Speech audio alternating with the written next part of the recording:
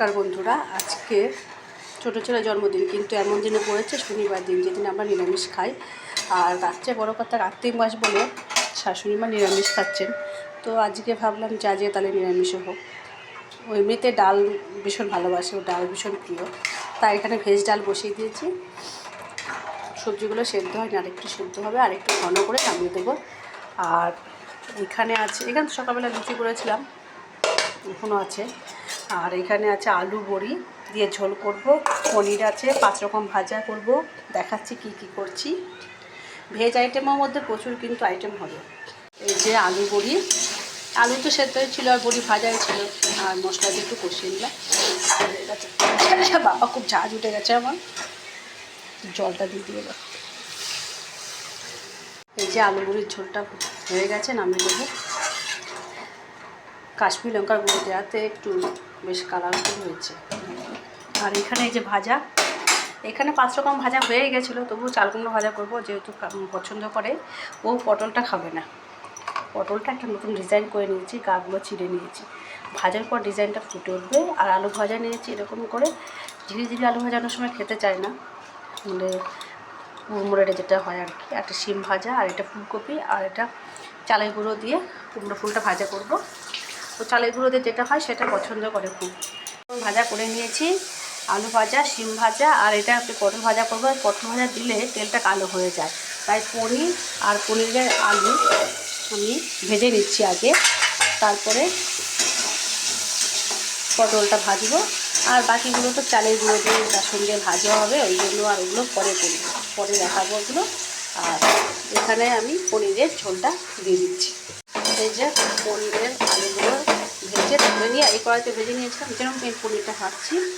আর এবার একটা ঝোলটা দিয়ে দিলাম। আর এখানে কিছুটা জল রেখেছি এটা দেওয়ার জন্য। ভাজা পনিরটা একটুখানি সামান্য কাশ্মীর লঙ্কার গুঁড়ো দিয়েছি, কাঁচা লঙ্কা দিয়ে করে দেবো। ছোটো ছেলে একদমই ঝাল খেতে পারে না, ওই জন্য একটু ওর স্পেশাল করছি ওই জন্য। এখানে 4 রকমের ভাজা হয়ে গেছে, আরও 3 রকমের ভাজা করব। তো ওকে একটা একটা করে ভেজে দিচ্ছি এখন, কারণ ওকে খাবার সময় হয়ে যাচ্ছে, তো ওই জন্য ওকে একটা একটা করে এখন ভেজে রাখছি। আর এই যে পনিরের ঝোল হয়ে গেছে, নামিয়ে দেবো। তো ফাইনালি আমার সব রান্না কমপ্লিট হলো। এই যে এখানে আছে 4 রকমের ভাজা, আর এটা হচ্ছে এখানে আছে চাল কুমড়ো ভাজা, তারপর এটা হচ্ছে কুমড়ো ফুলের বড়া, তারপরে হচ্ছে ফুলকপির বড়া, আর এখানে হচ্ছে পনিরের ঝোল, আর এটা হয়েছে ভেজ ডাল। ভেজ ডালটা করেছি, নামিয়ে দিয়েছিলাম, দেখিয়ে দিয়েছি আপনাকে, ঘন করে করেছি। আর প্রচুর আইটেম হয়ে গেছে, নিরামিষ হলে কি হবে, অনেক আইটেম। আর এখানে আছে আলু বড়ির ঝোল। এই আজকে বার্থডে বয়ের খাবার। ভাত তো হয়ে গেছে, তো এবার বার্থডে বয়কে স্নান করিয়ে খেতে দেবো, তার আগে ভগবানকে পায়েস দিতে পারে। এই যে প্রত্যেকবার যে ছেলে জন্মদিন থাকবে সেই ছেলেকে আমার শাশুড়ি মা নতুন থালা উপহার দেন আর কি। এই যে থালা বাটি, আর সেই থালাটা আমি কি করি, আগে গোপালকে দেব ওই বাটিতে, মানে এই যে পায়েসটা করেছি সেটা গোপালকে দেব, আর সেই মানে প্রসাদটাই যার বার্থডে সে খাবে। এটাই হচ্ছে চিরাচরিত নিয়ম চলে আসছে।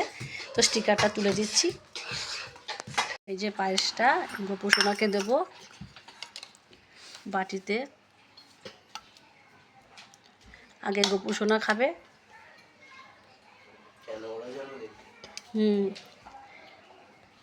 ওরা তো বার্থডে, প্রত্যেকের বার্থডেতে খাবে। এই যে থালা দিয়ে সাজিয়ে দিয়েছি ছেলেকে, এই খাবার যা আইটেম করেছি সেটা দিয়ে ছেলে বসে পড়েছে গালে হাত দিয়ে। আজকে ঠাকুর ঘরেই খেতে দিয়েছি।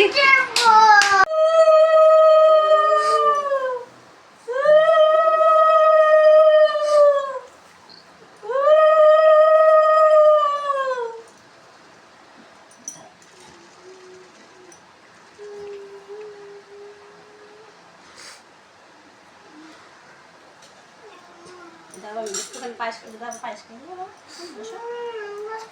একটুখানি টাকা এদিকে একটু তো।